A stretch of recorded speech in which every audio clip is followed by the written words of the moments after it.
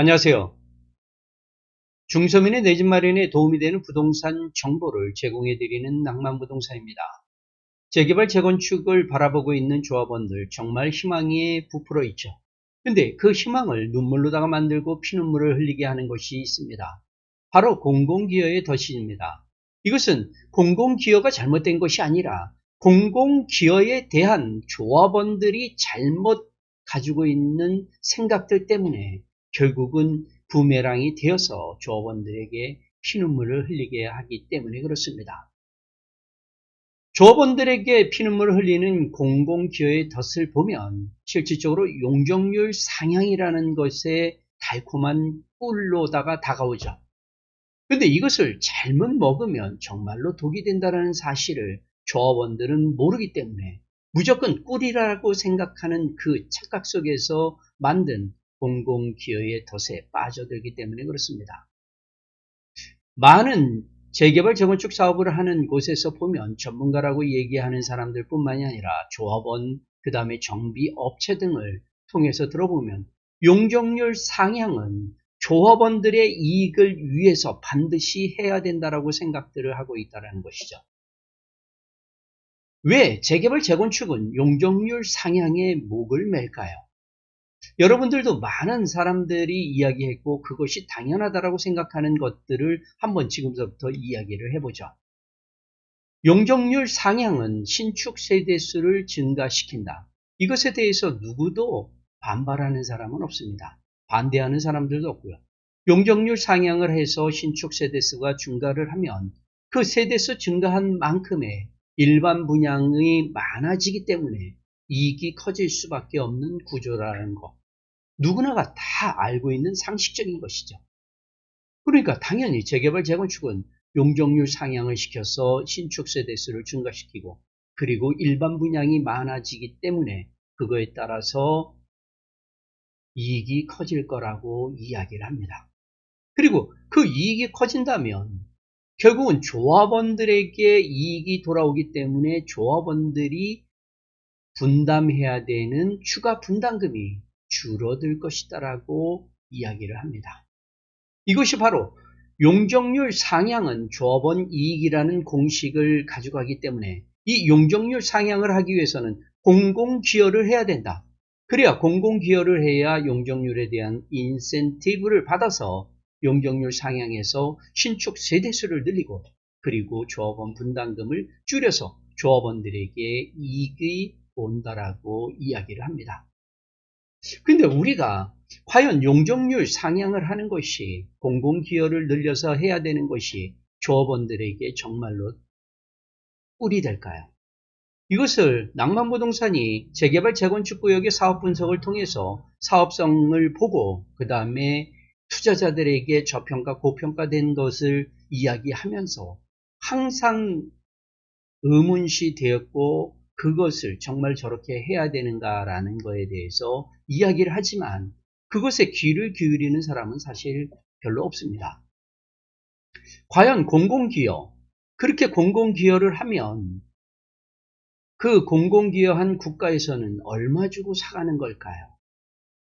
우리는 지금 현재 가장 많은 사람들이 이야기하는 것이 일반 분양가를 이야기를 합니다. 과연 공공기여한 그것도 그 금액대로 사가는 걸까요? 그래서 한번 살펴봤습니다. 그랬더니만 재개발의 임대주택에 대해서 한번 보도록 하죠. 재개발 임대주택을 몇 프로를 짓느냐에 따라서 사업성이 흔들리기도 합니다. 그래서 대부분 5%, 그 다음에 공공기여를 많이 받게 되면 15%, 20%까지도 임대주택으로 다 나가는 경우가 많이 있죠. 그러나 기본적으로 5%를 재개발에서는 임대주택으로 하고 있습니다. 근데 그 인수하는 사람들이 조합에 지급하는 것을 보면 기본형 건축비의 80%, 부속 토지 가격은 사업 시행 인가 고시일 기준으로 해서 감정평가 2곳 이상으로 해서 산술 평균 가격으로다가 부속 토지는 가격은 인수해 간답니다.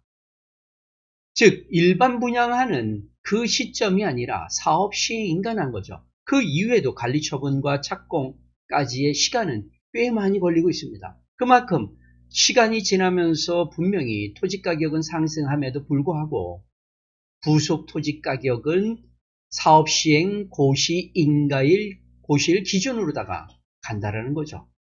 그 다음에 건축비 가산액도 있고요. 토지 가격 가산액을 해가지고 인수자가 조합에 지급을 한답니다. 전문 용어이기 때문에 그냥 넘어가도록 하죠. 그러나 무상이나 비지급하는 것들도 있죠. 법령이나 조례, 협의 범위를 넘는 임의 특화 비용은 자동 보전이 아니라 협의나 법령이나 조례의 범위에 있어야 된다는 얘기죠. 이것의 근거는 근거로 되어 있네요. 도정법 시행령 제68조에 나와 있습니다. 그래서 도정법 제68조를 한번 봤습니다. 68조 재개발 임대주택 인수 방법 및 절차입니다.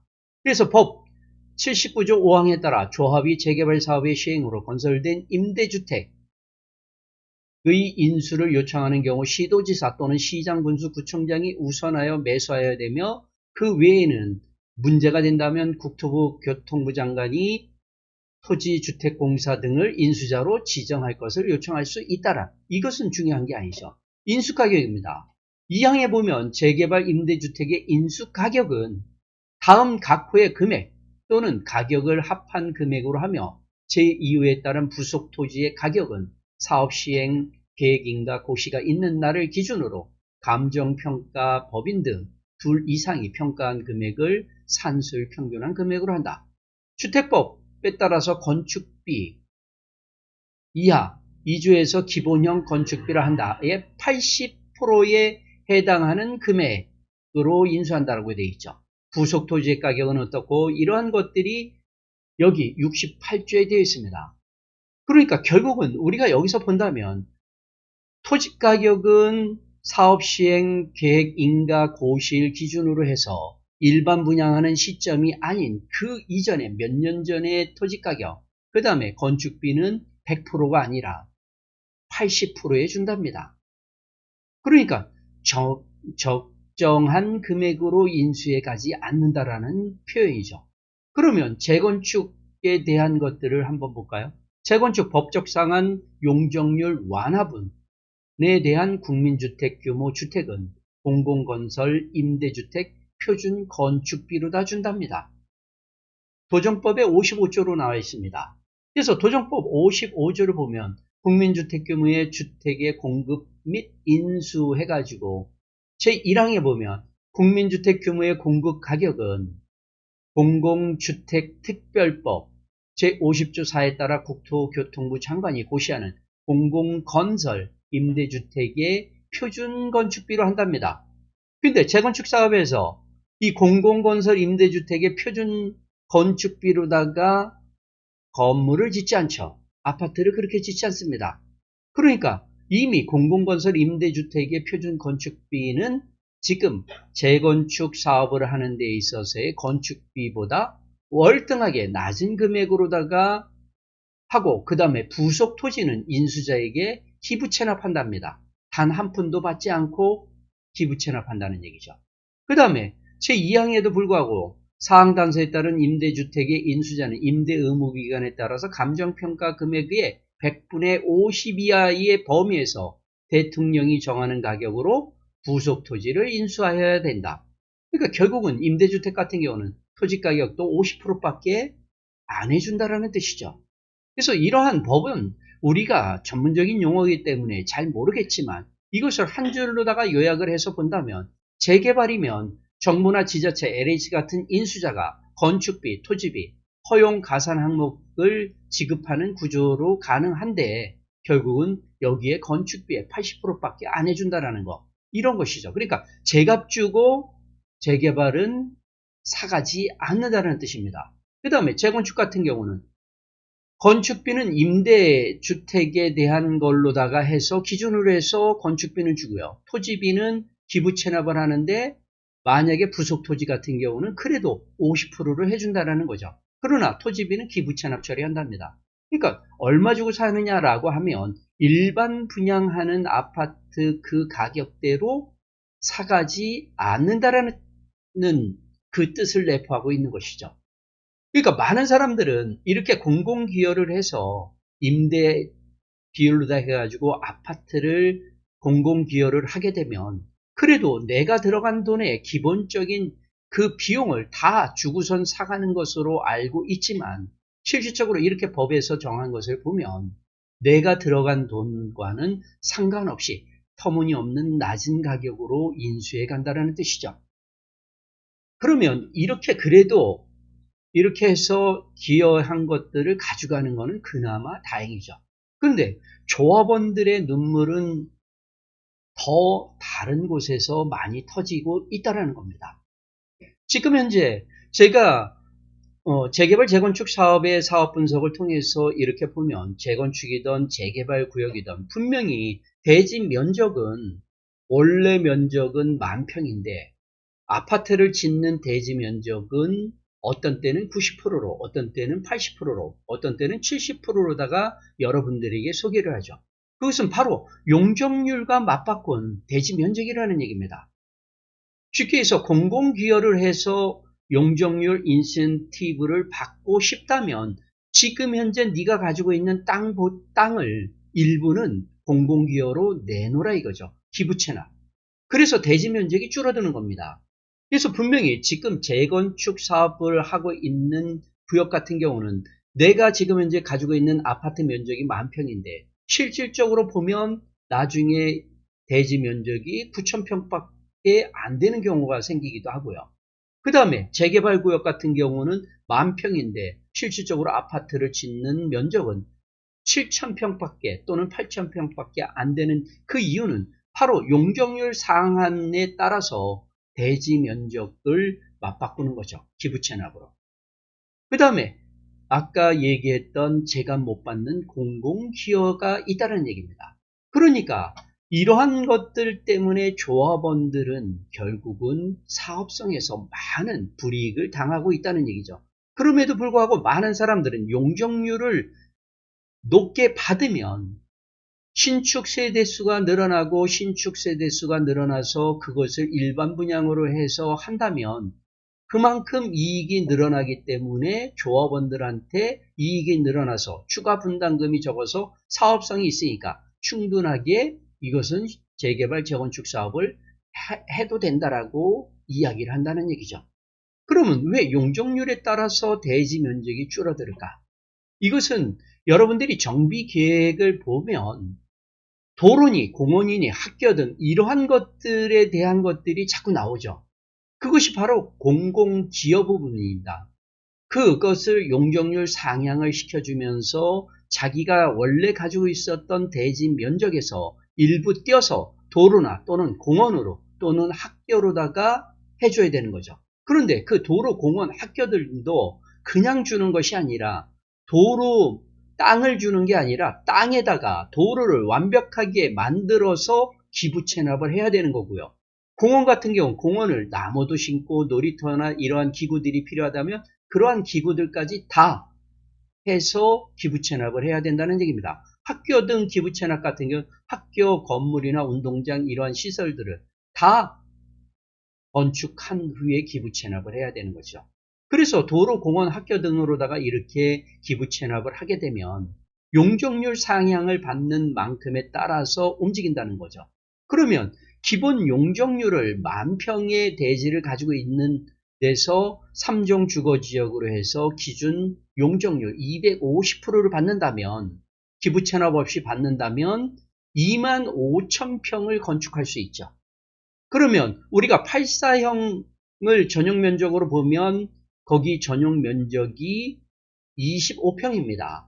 그러니까 25,000평을 건축하게 되면 1,000세대를 짓는다라고 간단하게 얘기를 한다면 공공기여를 10%로 해서 도로나 공원, 학교 등으로다가 기부 체납을 하면 이 10,000평 중에서 1,000평을 기부 체납을 해야 되겠죠. 그러면서 용적률은 50%를 상향받았다라고 하면 지금 대지 면적은 10,000평에서 9,000평으로다가 줄어든다는 얘기입니다. 그리고 250%의 용적률이 300%로다가 늘어날 수밖에 없죠.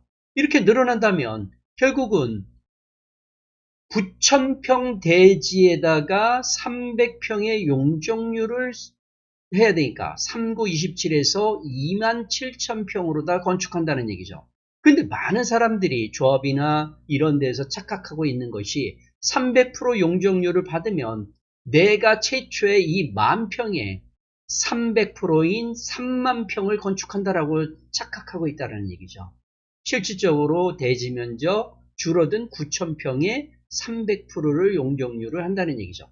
그러니까 결국은 어떤 얘기입니까? 지금 25,000평에서 27,000평인 겨우 2,000평만 건축이 증가가 된다는 얘기죠. 그래도 여기에 보면 1000세대에서 80세대가 늘어난 이 세대수가 늘어난다는 얘기입니다. 그래서 이런 것들 때문에 많은 사람들이 용적률을 이렇게 50%를 상향을 받으면 대단히 많은 세대수가 늘어날 거라고 예상을 하지만 내가 10% 땅을 줬지만 세대수는 겨우 몇 프로 된다고요? 10%면은 100세대가 되지만 8%밖에 늘어나지 않는다는 얘기입니다. 그 다음에 공공주택으로다가 해서 하는 걸로다 한번 볼까요? 자, 공공주택으로 해가지고 기부 체납을 하는 걸로 임대주택이나 이런 걸로 준다라고 하면 10,000평에 250% 해서 25,000평 해가지고 8사형 기준으로 1000세대를 짓는다라고 합시다. 그런 뒤에 용적률을 50%를 상향을 하고 거기에 따라서 상한 용적률에 공공기여를 50%로 준다라고 얘기를 해보죠. 그래서 100%를 인센티브를 받아가지고 350%의 용적률을 받는다라고 하겠습니다. 그러면 35,000평을 해서 10,000평이라는 것을 더 건축을 할 수 있죠. 그러면 여기에 8사형 25평으로 나누면 1400세대를 지을 수 있습니다. 그런데 여기 1000세대에서 400세대가 증가가 됐죠. 그런데 상한 용적률의 50%를 공공기여를 하겠다라고 했습니다. 그러니까 공공기여를 200세대나 공공기여를 해서 결국은 200세대만 늘어나죠. 그러니까 땅보다는 차라리 이렇게 상한 용적률의 50%를 주는 것이 나을 것이다라고 이야기를 하지만 그러나 아까도 얘기를 했지만 이 공공기여한 주택 제값 주고 사가는 게 아니죠. 내가 한 세대당 5억이 들어서 건축을 했는데 실질적으로 사가는 거는 5억에 사가지 않고 그거보다 낮은 금액으로 사가기 때문에 나는 결국은 그 낮은 금액 사가는 만큼의 200세대에서 손해를 볼 수밖에 없다는 얘기죠. 그러니까 실질적으로 200세대의 이익을 봐야 됨에도 불구하고 200세대를 공공기여로 해서 거기서 손해본 만큼 200세대를 온전하게 조합에서 이익을 볼 수 없다라는 것입니다. 바로 이러한 문제 때문에 조합원들은 공공기여가 무조건 돈이 되는 것이 아니다라는 거죠. 그런데 왜 조합이나 또는 정비사업 회사는 왜 용적률을 공공기여를 해서라도 용적률을 높여야 된다라고 이야기를 할까요? 이것은 이렇게 용적률과 맞바꾼 대지면적이나 제가 못 받는 공공기여에 의해서 과연 이렇게 대지 면적이 줄어들거나 또는 임대 아파트로다가 주면서 손해보는 것들을 제대로 사업성 분석을 제대로 안 했기 때문에 그런 거죠. 그 다음에 정비업체 같은 경우는 내가 사업이 진행되는 총 비용이나 총 사업 규모에서 일부 프로테지로다가 성과급을 받죠. 그러니까 당연히 규모가 커지면 커질수록 이익이 커진다는 얘기입니다. 그래서 왜 공공기여를 해서라도 할까요? 왜 사람들은 용적률을 상향하거나 또는 2종 주거를 3종으로 또는 3종을 준주거나 상업지역으로 종상향을 해서라도 이렇게 하려고 목을 매달을까라는 것을 보면 결국은 이러한 무지 때문에 그렇다라는 생각이 듭니다. 조합원을 위해서 과연 공공기여를 얼만큼 해서 용적률을 얼만큼 상향받아서 공공기여나 또는 대지면적이 줄어드는 것들에서 가장 조합원들에게 혜택이 가장 크고 가장 큰 이익을 낼 수 있는 그 사업 분석을 하지 못하기 때문에 그렇다는 거죠.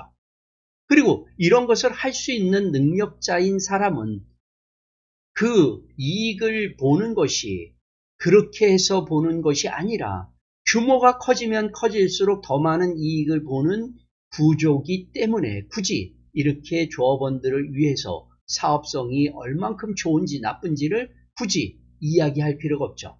그래서 주민설명회를 하다 보면 용적률은 몇 프로로 하고 공공기여는 몇 프로를 하기 때문에 세대수가 얼만큼 늘어나서 세대수 얼만큼 늘어나니까 그만큼 이익이 생길 것이고, 여러분들이 생각해 보시면 세대수가 늘어나면 그만큼 세대수 늘어나는 만큼 여러분들 조합원들한테 이익이 아닙니까? 라고 얘기하는 거죠.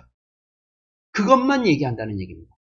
그러니까 그렇게 세대수가 늘어난 것 중에서 대지 면적으로 다 빠져나가면서 조합원들이 손해보는 거, 그 다음에 임대주택이나 이런 걸로 해가지고 걔네들이 사가면서 그 사가는 세대수만큼 조합원들이 얼만큼 손해를 보고 있는지, 이런 거에 대해서는 이런 방구도 얘기하지 않는다는 얘기입니다. 그러니까 조합원들을 위한 사업성 검토를 하는 사람이 없기 때문에 용적률 상향에서 세대수가 늘어나는 것이 반드시 이익이다라는 가스라이팅에 당하고 있다라고 볼 수밖에 없는 것이죠. 그래서 낭만부동산이 보는 입장에서는 용적률이 무조건 상향된다라고 좋은 것도 아니고 종상향이 된다라고 해서 무조건 좋은 것이 아니다라는 것이죠. 그러니까 되도록이면 조합에 좀 더 똑똑하고 조합원들이 좀 더 이런 거에 관심을 가지면서 과연 공공기여를 하고 용적률 상향받는 것이 당연히 좋은 것이 아니라 그 가장 좋은 적정선이 어디일까를 찾아내는 것이 매우 중요하다고 생각을 합니다. 그것은 돈을 줘서라도 그 분석을 통해서 해야 된다고 생각하죠. 그것을 디테일하게 할 수 있는 것은 결국은 시행사 또는 정비업체가 그렇게 할 수 있는 능력이 가지고 있을 수도 있다는 것이죠. 그래서 많은 사람들이 이러한 착각을 하고 있는, 공공기여를 해서 용적률 상향이 되면 무조건 신축 세대수가 늘어나고 신축 세대수가 늘어나면 조합원들에게 분담금이 줄어들고 조합원들에게 이익이다라는 그러한 논리에 빠지지 않기를 바랍니다. 지금까지 낭만부동산이었고요. 이 내용이 여러분들에게 도움이 됐다면 낭만부동산 구독과 좋아요, 그리고 이러한 내용들을 계속 듣고 싶으시다면 알림 설정 부탁드립니다. 오늘 하루도 행복한 하루 되시기 바랍니다.